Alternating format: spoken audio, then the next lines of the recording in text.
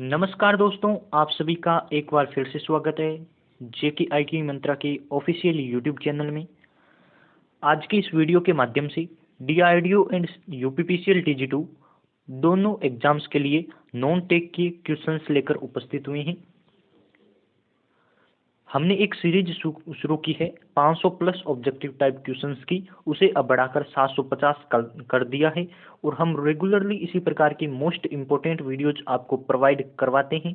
जो भी हमारे रेगुलर वीडियोज देखते हैं, आई होप आप सभी कुछ न कुछ नया जरूर सीख रहे हैं।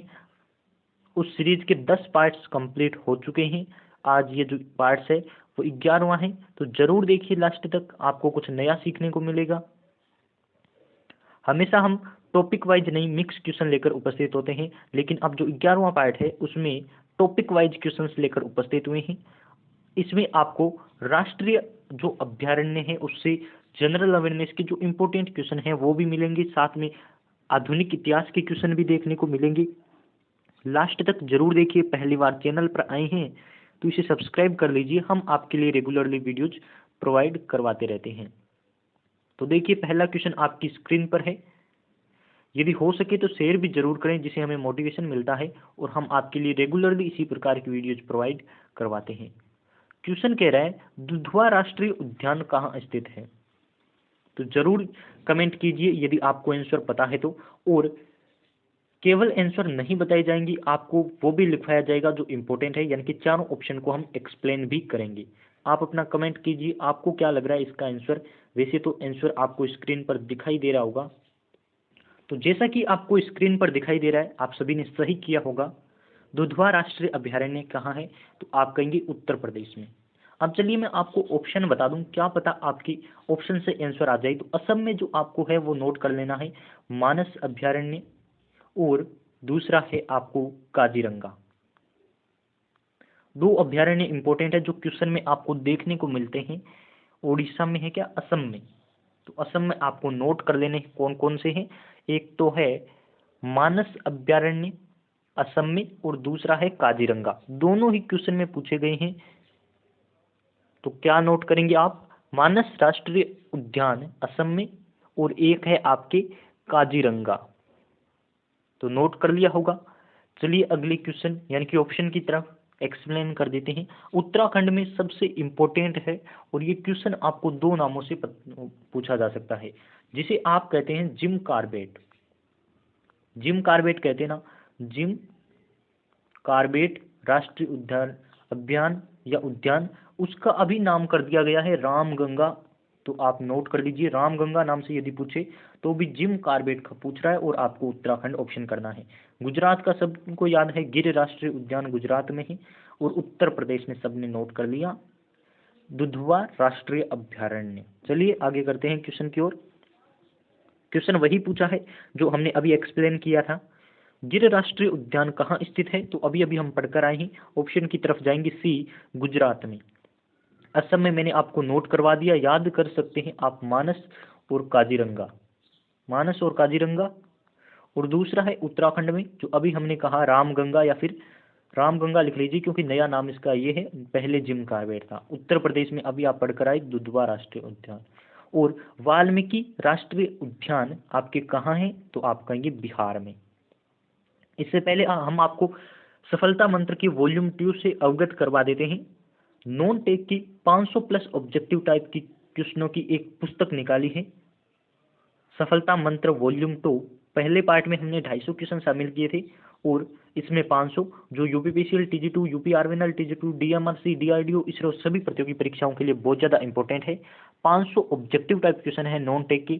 तो आप टेलीग्राम पर मैसेज करके इसे ले सकते हैं, पीडीएफ फाइल है, आपको मिल जाएगी। आप टेलीग्राम पर मैसेज कर दीजिए, लिंक आपको डिस्क्रिप्शन में दे रखा है। 3 पुस्तक बनाई है, जिस पहली में 250 प्लस ऑब्जेक्टिव टाइप क्वेश्चन है, दूसरी में 500 प्लस है, और तीसरी पुस्तक दोनों को मिलाकर बनाई है 700 प्लस ऑब्जेक्टिव टाइप क्वेश्चनों की पुस्तक है। आप लेना चाहे तो ई बुक डाउनलोड कर लीजिए, आप कहीं भी प्रिंट आउट निकलवा सकते हैं।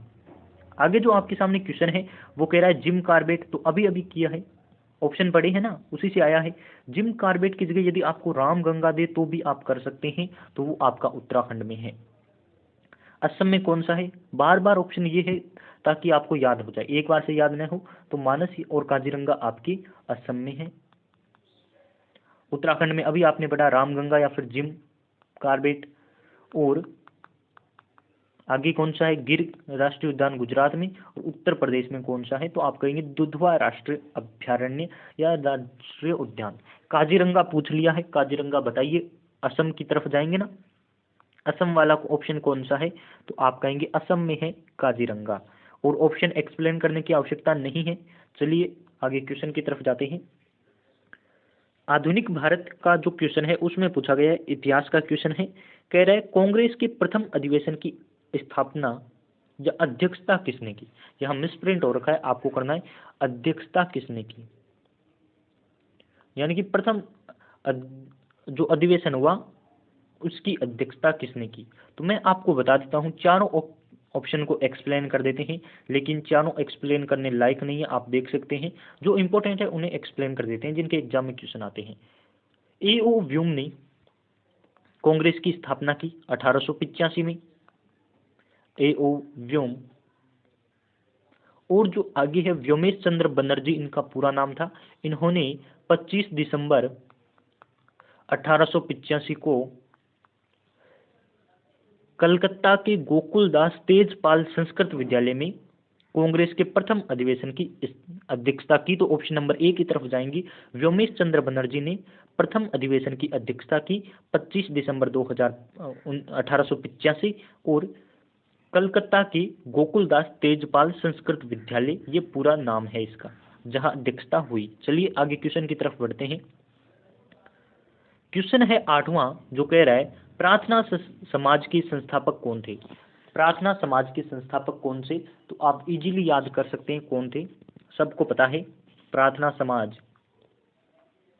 ये ज्यादा इंपॉर्टेंट क्वेश्चन है और डीआरडीओ यूपीपीसीएल में आ सकता है, याद कर लीजिए। आत्माराम पांडुरंग ने प्रार्थना समाज की संस्थापना की, उनके संस्थापक है। ज्योतिबा फुले के बारे में आप बताइए। राजा राम मोहन राय के बारे में बताइए। तो इन्होंने क्या किया था, सती प्रथा 1828 में सती प्रथा पर रोक लगाई, या फिर सती प्रथा के अंत के लिए इन्होंने प्रयास किए। बाल गंगाधर तिलक की पुस्तक का नाम बताइए। गीता रहस्य, गीता रहस्य। कमेंट कीजिए, फिर हम आपके एक्सप्लेन करते हैं। आप कमेंट कर दीजिए ज्योतिबा फुले के बारे में बताइए, क्या है ज्योतिबा फुले। सत्य शोधक समाज की संस्थापना किसने की, यदि ये आपसे पूछे तो आपको करना है ज्योतिबा फुले सत्य शोधक समाज। सत्य शोधक समाज सबको याद है।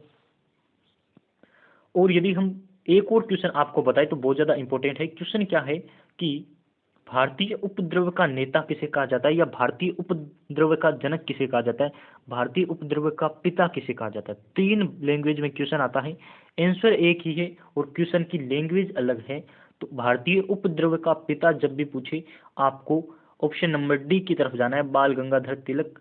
यहाँ आपकी आत्माराम पांडुरंग सही आंसर है। चलिए आगे क्वेश्चन की बात कर लेते हैं। आर्य समाज के संस्थापक कौन थे, तो सबको याद है आर्य समाज, दयानंद सरस्वती। इन्होंने नारा क्या दिया, वेदों की ओर लौटो।